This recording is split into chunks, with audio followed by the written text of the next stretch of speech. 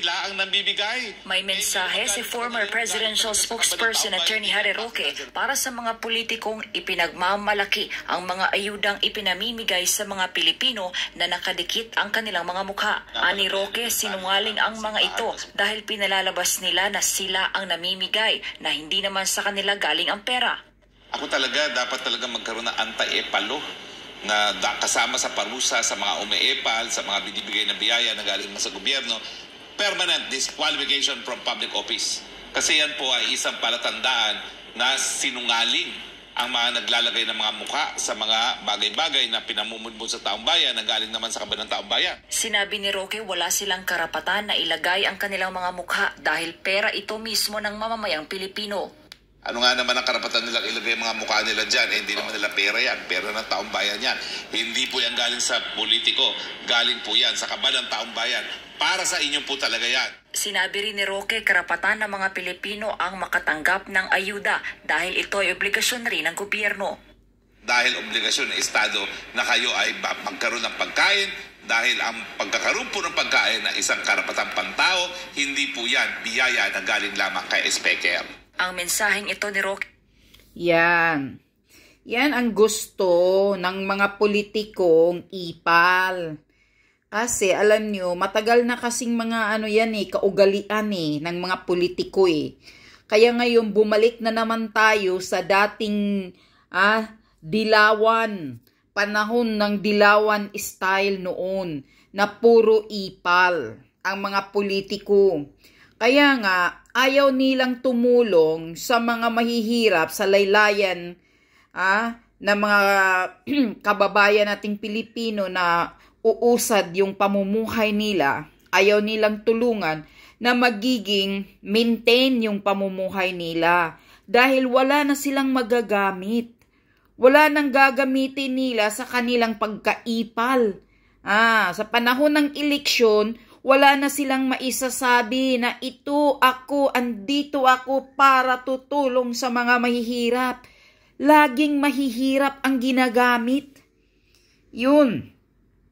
Kaya kayo, mga mahihirap, mahirap din naman ako, pero hindi naman talaga ako mahirap na katulad ninyo na nangangailangan ng tulong.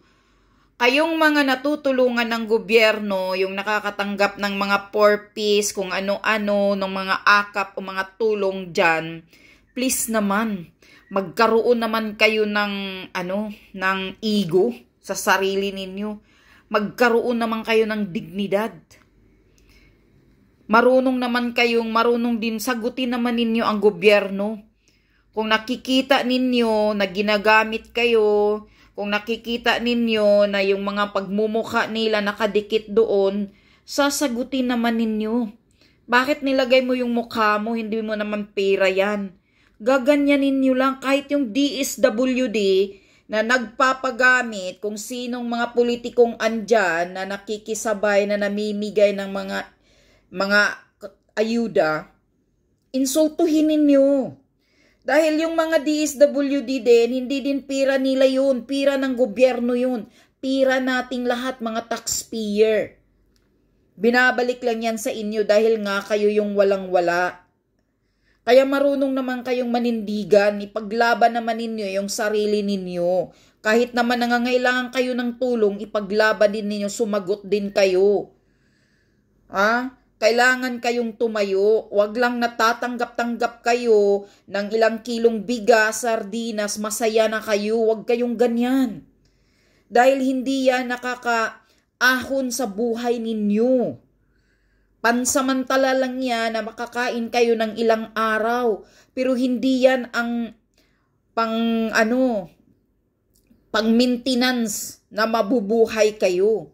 Kailangan yung mag-demand sa gobyerno ng maintain na tulong, hindi ayuda. Hindi yung mga ilang kilong bigas. Kailangan yung mayroon talaga silang ipamamahagi sa inyo na matatanggap ninyo na buwan-buwan katulad yung 4Ps. Ngayon ang 4Ps, ano na naman ang nangyayari? Marami nang nagrereklamo na hindi na natatanggap. Pinadaan na naman daw sa bigas. Iyon ang problema. Kasi kayo, alam ng politiko na pag nakatanggap kayo ng pansamantalang ayuda, bigas o perang 5,000 o ano-ano dyan, masaya na kayo. Kasi alam nila, kaya kayo manindigan kayo, mga mahihirap nating kababayan. Wag na wag lang kayo na masaya na kayo pag nakatanggap kayo. Nakaka-insulto naman yan eh. Parang lahat tayo naiinsulto ng mga politikong mga walang hiya. Hindi pira nila yun, tandaan ninyo. Hindi pira ni speaker yan, hindi pira ni congressman. Kahit yung maghingi kayo ng mga, pag nagpapadoktor kayo, referral, hindi pira ng sino man yun. Sagutin nyo, yung mga walang hiyang politiko na yan.